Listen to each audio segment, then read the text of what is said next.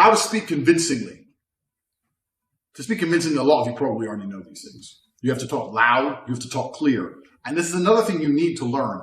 I'm actually tempted to do a course specifically on oration, but you need to learn to speak effectively.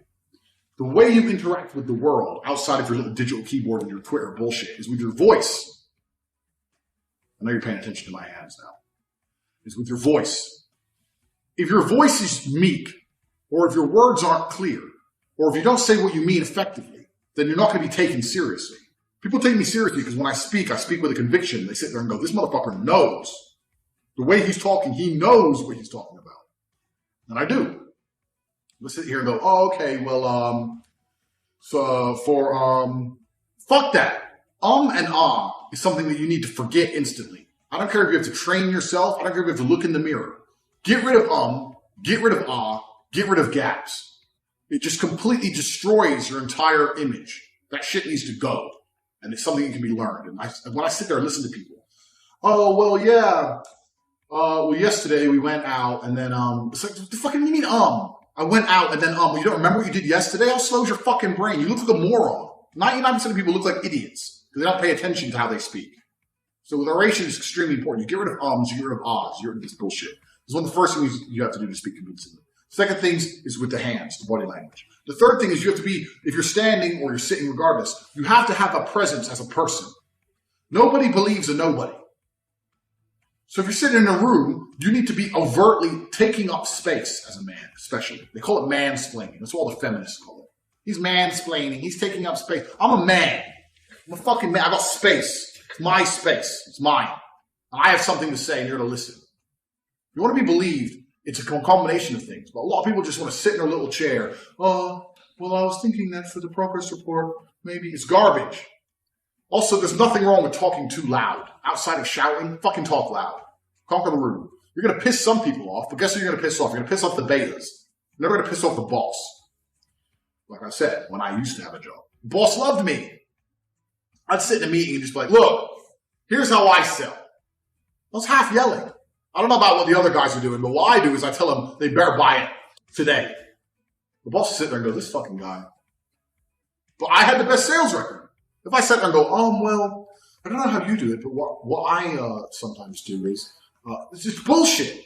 Fucking scream at people. Sit there and go, no, this, that, bang, direct. Don't be afraid of the attention you're going to get. If you have alpha body language, if you have serious body language and you project, you're going to attract a whole bunch of attention. If you're shy, you're not going to want the attention. It's going to impact your psyche. It's going to impact how you portray yourself. Forget the attention. Don't worry about it. It's coming. There's no other way to project yourself. Project yourself in a way where you attract attention. Be loud. Fuck all wrong with it. Be loud. It's exactly the same with lying. Learning how to be convincing and how to be believable is the same when you lie. Now, people say when you lie, people look away from the eyes. In my experience, what happens when people lie is they actually know this, that everyone's been told they look away, and they look at you more, trying to prove they're not lying. The easiest way to lie is to not change your body language in any way from when you're telling the truth. A polygraph test, how does a polygraph test work? You can't just plug yourself in and say lie or true. It only knows by comparing you to a baseline. First, they ask you your name. They ask you questions you tell the truth to, and then they compare it when you lie, and they see the difference. Well, body language is no fucking different. If you know you're going to have to lie to somebody, you need to sit there before the conversation even starts and talk about something which is easy for you to talk about, and be smart enough to be speaking with one side of your brain, and with the other side of your brain, measuring where are my eyes, where are my hands, how am I standing, how am I sitting. And then when it starts coming to lie, you don't alter shit. If you're already looking them in the eyes, continue to look them in the eyes. If you're not looking at them, don't. If your hands are a certain way, keep them there. You only get detected on lies when you alter your body language. It doesn't matter what body language you have. You can be like I am now, alpha, projecting, trying to make a point, ultra convincing, or you can sit there like a meek little, it doesn't matter. If that is the default and you retain the default when you're telling the lie, then you have nothing to lose. So when you tell a lie, it's not about, well, how do I act when I tell a lie? It's not changing how you acted before. This is the most important thing.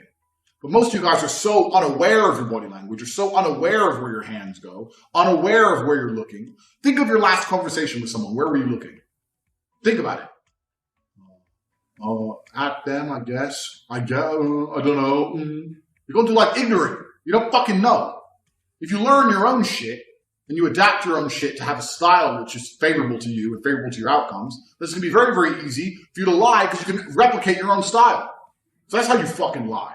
I will pass any lie detector test there is. In fact,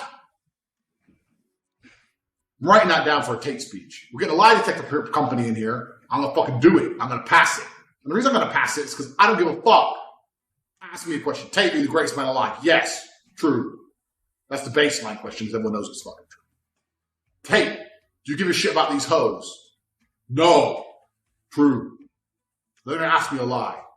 Like, Tate, is Meghan Markle a good princess? I'm going to say yes. Just obviously a fucking lie. Still going to come up as true. Hope that bitch doesn't get hold of that piece of paper and uses it as proof. Daddy Tate validated me. Fucking hate that hoe. When we're talking about the correct way to be, hands, seat positioning, etc., this is universal across sexes. The same way you can make a man like you and you can sell products in a business meeting, it's the same way you can make a girl fuck you. It's no different. All of it is based around primary evolutionary human instincts, around confidence, competence, trustworthiness. These are things that, this is the dawn of time. They look at a dude and go, this is a competent guy. If a man looks at you and thinks this is a competent guy, they want to be your friend. In a business relationship, if they look at you and think this is a competent guy, they want to give you money. And if a girl looks at you and thinks this is a competent guy, she wants to suck your dick. It's the same. There's no difference in your body language for a woman or for a man or for business or for anything else. It's projecting competence and confidence and combatability in all of the situations. You need to learn to walk into a room like I am the baddest motherfucker in the room. I'm the baddest motherfucker on earth. You gotta walk in like that. Walk in like a fucking G. Doesn't matter what you're doing. Doesn't matter if you're about to fuck a bitch or fucking sell a fucking window. Who gives a shit? You walk in like I'm the shit. Yeah, sit down. Yeah, coffee, please. Thanks. Fucking man's here. The fuck? The man's here. You sucking dick? Well, obviously. You gotta be like that. So I know a lot of you guys are going to come back to me and go, okay, thanks for the course, but what do I do with this girl? You do with the girl the same shit you do with the guys. It's the same thing.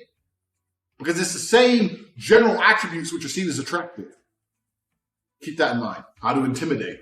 Well, I don't really like the idea of intimidating unless I mean what I say. The easiest way to intimidate someone is to mean what you say. But just like lying, in most of my personal experiences, you intimidate by changing your body language. Humans are amazing at detecting change. If something stays still, it's not nearly as attractive to the human eye as if something moves. If something's out your corner of your eye and it's still, it's fine. When it moves, you're like, what the fuck? Humans detect changes in velocities, changes in speeds. So how the human eye works is detecting changes. And it's very similar with body language. So let's say I'm out, and let's say 3 guys are going to attack me. And I don't want to fight the guys, because I might lose. So I want to intimidate them.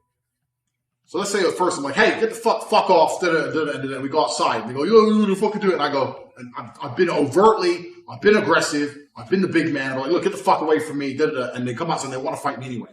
I'll change my body language completely. I'll say, okay, we're going to fight.